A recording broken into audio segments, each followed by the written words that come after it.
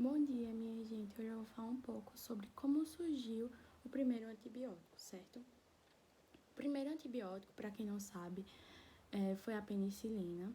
Até hoje ela é bem conhecida e ela surgiu de uma forma bem espontânea. Ela é de origem fúngica e surgiu de uma forma bem espontânea através de um estudo que o Alexander Fleming fez, que era para estudar, na verdade, os mecanismos das bactérias. A intenção dele não era ver a destruição dessa bactéria ou a inibição desses mecanismos que ela tem, sabe? E aí, o que aconteceu? Ele botou as bactérias num espécime, botou um dado ativo lá, mas esqueceu essa espécime aberta e fez com que houvesse a proliferação de fungos ali naquela espécime. Aqui nessa foto, no slide, tem um círculo, certo? Essa seria a espécime que o Alexander Fleming teria utilizado. Nessa parte mais superior, a gente pode reparar uma mancha branca, né? Bem contrastada. E várias bolinhas brancas. Essas bolinhas pequenas brancas são as bactérias. Toda essa espécime estava cheia de bolinhas brancas. Vocês percebem que ao redor dessa grande mancha branca não existe mais bolinhas brancas? Exatamente. Por quê? Porque esse fungo, que é a mancha branca maior, que está na região superior, fez com que tivesse uma destruição ou a gente tivesse uma inibição dos mecanismos de ação dessas bactérias, com que elas não se proliferassem mais, ok? E aí ele percebeu, poxa, eu acho que isso aqui é interessante para o meio clínico. Vamos estudar mais para a gente conseguir aplicar. Isso foi em 1928, ok? Em 1939 já se tinha provado que era eficaz, que só faltava, de fato, o uso clínico. E aí foi em 1939, na Segunda Guerra Mundial, que viu a necessidade de inserir um antibiótico como uma forma de prevenção ou de tratamento também. E aí, em 1940, se viu a necessidade, depois de ter experimentado em 1939, ter experimentado o antibiótico, se viu a necessidade de fazer com que houvesse uma produção de grande escala, para que fosse vendido, certo? Porque é importante, em grande escala. E aí, depois de 2 décadas, mais ou menos, né, em 1961, foram descobertas ao longo dos anos vários outros tipos de antibióticos, certo? Cerca de 513. E aí a gente vai entender um pouco agora qual é a origem do antibiótico, quais são os tipos, para a gente ter uma noção de como classificá-los, ok? E agora eu vou falar um pouco sobre a origem e os tipos de antibióticos. Para isso, vocês vão me perguntar assim, poxa, Clara, para que servem os antibióticos? Eu ainda não estou entendendo bem. E os antibióticos, eles servem para a gente inibir os mecanismos de ação de uma bactéria no nosso organismo ou para destruir essa bactéria no nosso organismo, certo? É muito importante a gente saber isso, porque geralmente o antibiótico ele não vai fazer com que haja uma destruição, ele pode só inibir para que não tenha uma proliferação, ok?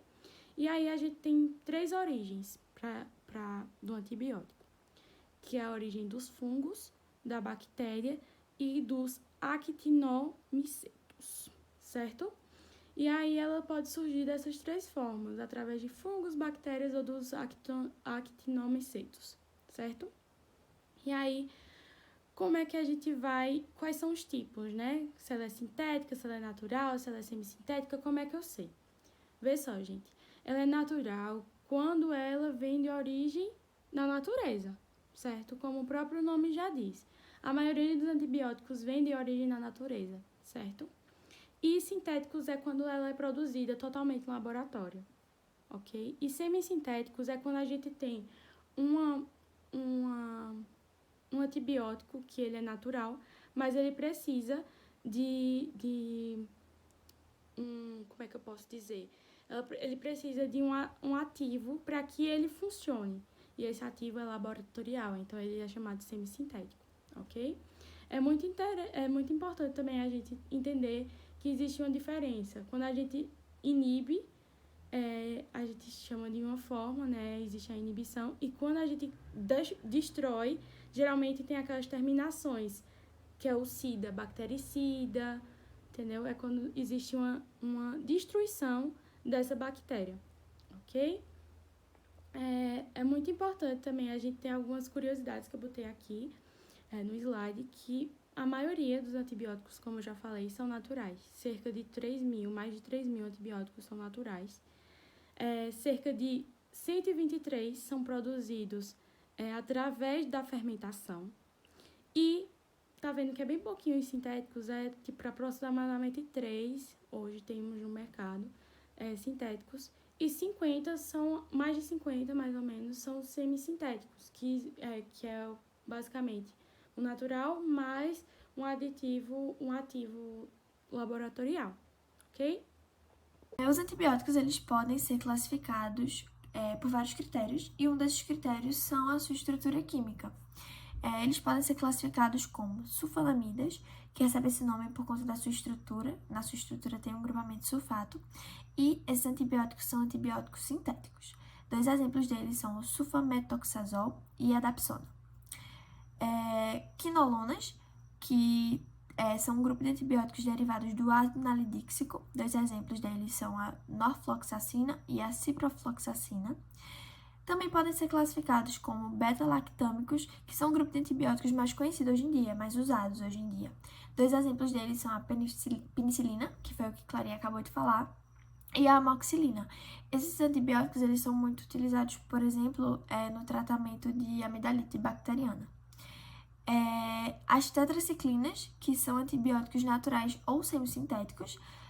Alguns exemplos são a doxiciclina e a miniciclina. Também existem os antibióticos que são derivados do nitrobenzeno, um exemplo deles é o clorafenicol. Tem também o grupo dos aminoglicosídeos, que recebem esse nome porque são um grupo de antibióticos compostos por um grupo amino e um grupo de glicosídeos, e esses antibióticos são antibióticos bactericidas, que é outra classificação que Júlia vai falar um pouco mais na frente. 2 exemplos deles são a neomicina e a tobramicina. Também tem os macrolídeos, que recebem esse nome porque, na sua estrutura, eles têm um anel de lactona. 2 exemplos deles são a azitromicina e a eritromicina. Temos também os polipeptídicos, que são compostos de proteína. 2 exemplos são a polimixina B e a bacitracina. Os glicopeptídicos, que, como o nome já diz, são peptídeos ligados à glicose, ou seja, carboidratos. E 2 exemplos são a vancomicina e a tecoplanina. E, por fim, tem os poliênicos, que são antibióticos com grandes cadeias com duplas ligações. 2 exemplos deles são a nistatina e a anfotericina B. Falando dos antibióticos, na classificação dos antibióticos de acordo com o espectro de atividade, no caso da possibilidade dos tipos de diferentes bactérias em que o antibiótico ele vai estar atuando, vai estar agindo, nós temos 2 tipos de espectro, que é o espectro estreito e o espectro amplo. No espectro estreito, ele vai ser uma quantidade mais limitada, mais reservada de bactérias em que ele vai estar agindo. A gente trouxe o exemplo de 2, que é a penicilina G, também conhecida como benzilpenicilina besantina, que ela vai estar no tratamento de sífilis, no tratamento de amidalites, de febres reumáticas. E trouxemos também a streptominicina, que ela vai estar atuando no tratamento de tuberculose, por exemplo. Já sobre o espectro amplo, ele vai servir para vários tipos de bactéria, vai ser uma coisa mais ampla, mais aberta. Então, a gente trouxe a tetraciclina, que ela vai ajudar no tratamento de faringite, de infecções genito-urinárias. E trouxemos também a clorafenicol, que ela vai ajudar no tratamento de meningites. Agora eu vou falar um pouco sobre a classificação dos antibióticos de acordo com o seu tipo de atividade. Nós temos antibióticos que têm atividade bacteriostática e bactericida. A bacteriostática, ela vai inibir o crescimento da bactéria. Para usar em pacientes que são imunocompetentes, ou seja, que o sistema imunológico produz uma resposta eficiente. E aí a gente tem as sulfonamidas, as tetraciclinas, tem cloranfenicol e tem a eritromicina. Temos também as atividades bactericidas, que vão promover a morte daquela bactéria, independente do estado imunológico do paciente. Então, aí a gente tem penicilina, cefalosporinas, vancomicina, aminoglicosídeos, polipeptídeos, quinolonas e rifampicina. Em relação ao mecanismo de ação dos antibióticos, nem todos os antibióticos têm o mesmo mecanismo de ação. Na verdade, existem vários e eu vou falar de alguns deles. O primeiro é o mecanismo de inibição da síntese da parede celular. O que acontece? Os antibióticos eles vão agir sobre bactérias, principalmente bactérias gram-positivas, que são bactérias que precisam muito dessa parede celular, causando assim o enfraquecimento dela, fazendo com que a célula ela sofra uma lise. Então, é exatamente aquele efeito que Ju falou de bactericida. E um exemplo de um antibiótico que tem essa função são as penicilinas. Também tem um mecanismo de inibição da síntese de proteína, ou seja, inibição da tradução dessas proteínas. O que é que acontece? As bactérias, elas produzem um RNA mensageiro que vai ser traduzido em proteína, que tem toda uma função, tanto dentro quanto fora da célula. E aí vai acontecer justamente o efeito bacteriostático, ou seja, essa célula ela pode até sobreviver, mas ela não vai conseguir se replicar, porque a tradução da proteína ela foi inibida. Um exemplo de um antibiótico que tem essa função são as eritromicinas. Também tem o mecanismo de inibição da síntese de ácidos nucleicos, e aí esse antibiótico vai ter duas funções. Ou ele vai inibir a transcrição, ou seja, a síntese daquele RNA mensageiro que eu falei, ou ele vai inibir a replicação, ou seja, a síntese de novas cópias de DNA. Um exemplo de um antibiótico que tem essa função são os quinolonas. Também tem o mecanismo de injúria à membrana plasmática, que o que é que difere do primeiro? É que o primeiro vai ocorrer a destruição da parede celular. Aqui vai causar uma injúria na membrana plasmática. Ou seja, um exemplo de um antibiótico que tem essa função são os polimixina B. Esse antibiótico ele tem a função de romper os fosfolipídios, fazendo com que ocorra uma alteração na permeabilidade da membrana, que vai fazer com que várias substâncias que são essenciais para a célula saiam, né? Tenham essa possibilidade de sair da célula, causando assim uma morte celular. Por último, tem o mecanismo de inibição da síntese de metabólitos, que o que é que vai acontecer? Um exemplo de um antibiótico que tem essa função são as sulfonamidas, que foi o que eu falei lá no começo. As sulfonamidas, elas vão inibir a síntese de ácido fólico, que são essenciais para sintetizar aminoácidos, timina, purina, e que são essenciais para a síntese de proteínas, de ácidos nucleicos. Então, se acontece a inibição do ácido fólico, nada disso vai acontecer, que é também um efeito bacteriostático. Assim como todos os outros medicamentos, os antibióticos também possuem a sua toxicidade. Eles possuem irritações locais, apesar de atuarem com efeito sistêmico. As irritações locais elas podem ser abscessos e dor, caso sejam administrados de forma intramuscular, ou irritação gástrica e tromboflebite, se for administrado de forma endovenosa. O seu nível sistêmico, sua toxicidade sistêmica, ela é variada e medida pelo seu índice de toxicidade. Cada medicamento possui seu índice de toxicidade, mesmo altos ou ainda que extremamente baixos. Mesmo em dosagens terapêuticas, eles podem causar toxicidade renal, toxicidade hepática, perda de audição, toxicidade medular também, e ainda toxicidade neurológica. O fator insuficiência renal, ele ainda que as pessoas possuam insuficiência renal de nível baixíssimo, ainda precisa reduzir essa dosagem, pois existem medicamentos, como por exemplo a cefalosporina e a tetraciclina, que já são naturalmente nefrototóxicos, então precisam ser reduzidas. Existe também o fator hepático. ainda que pessoas possuam uma insuficiência hepática baixíssima, também é preciso reduzir dosagens, pois existem medicamentos como a tetraciclina e o metronidazol, por exemplo, que já são naturalmente hepatotóxicos. Existe também o fator genético, por exemplo, a anemia. Pessoas que possuem deficiência na enzima G6, o fator genético, por exemplo, a anemia. Pessoas que possuem deficiência na enzima G6PD, existem uma alteração nas suas hemácias e podem piorar ou agravar mais ainda essa situação. O fator gravidez recomenda-se que todos os antibióticos sejam evitados, porque pode haver riscos tanto para o feto, como por exemplo, surdez, malformidade nos ossos dos dentes, como também riscos para a gestante, como pancreatite, como lesão renal, tá? Então, é evitado. Existem alguns medicamentos que já são mais seguros, como a penicilina, a eritromicina, a cefalosporina.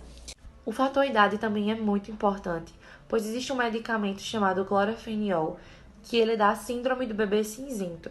A síndrome do bebê cinzento dá um colapso cardiorrespiratório, justamente por essa substância não ser metabolizada no organismo de bebês, tá? Existe também outra medicação chamada tetraciclina, que ela tem uma profunda atração por cálcio, e aí ela dá uma quelação de cálcio, promovendo uma deposição de cálcio exagerada nos ossos, uma calcificação, e também nos dentes, o que causa uma coloração diferente. Agora eu vou falar um pouco sobre o uso combinado dos antibióticos. Pode usar 2 antibióticos ao mesmo tempo? Pode. E geralmente eles são muito utilizados para obter esse sinergismo, para ele ter um resultado mais benéfico para o nosso organismo e eliminar logo esse processo inflamatório, esse processo bacteriano de forma mais rápida. Ele tanto vai reduzir a gravidade dos efeitos adversos, que nada mais é de consequências que a bactéria no nosso organismo pode causar, como vai prevenir o desenvolvimento de possíveis resistências. Quando a gente toma um antibiótico, a gente também tem que ter em mente como tem origem, como eu já tinha falado, origem bacteriana, origem fúngica.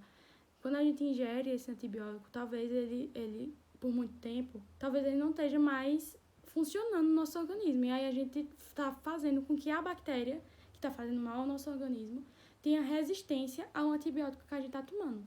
E aí faz com que ela se torne uma superbactéria e não é legal, não é o que a gente quer, ok? Além disso, ele vai ampliar o potencial de ação mesmo. Essa junção desses 2 antibióticos vai ampliar, como eu já tinha dito, essa ação no nosso organismo para que a gente fique bem logo, ok? E aí a gente tem o uso de profiláticos de antibióticos, que é basicamente a gente vai prevenir. Ele não age na causa, ele age já na prevenção, que é quando a gente tem um alto risco de infecção em algum lugar. Geralmente isso acontece muito quando a gente faz uma cirurgia, por exemplo. E aí é muito importante a gente se prevenir através dos antibióticos, porque aí vai fazer com que já exista uma prevenção. É muito importante também ressaltar que, por exemplo, esse uso combinado é muito utilizado na ginecologia, por exemplo, em pacientes que têm candidíase. Elas tanto botam um antibiótico, que é a pomada, aquela pomada é um antibiótico, como ingerem também, porque às vezes o uso tópico não é tão eficaz sozinho, entendeu? E aí precisa. Por isso que é tão importante esse uso combinado, porque vai fazer com que exista um potencial a mais naquele antibiótico. Vai ser basicamente um plus. Espero que vocês tenham entendido, gente. Falando agora, para finalizar, sobre a resistência do antibiótico, né? Essa resistência ela vem muitas das vezes quando a pessoa ela faz uso inadequado do medicamento, né?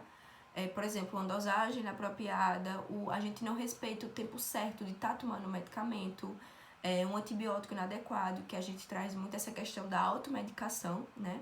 E como é que acontece? A gente trouxe 4 fatores que influenciam nessa resistência. O primeiro seria a entrada bloqueada desse medicamento. Então, o antibiótico ele não consegue entrar na bactéria. Ela criou um mecanismo de defesa que ela não permite a entrada desse medicamento.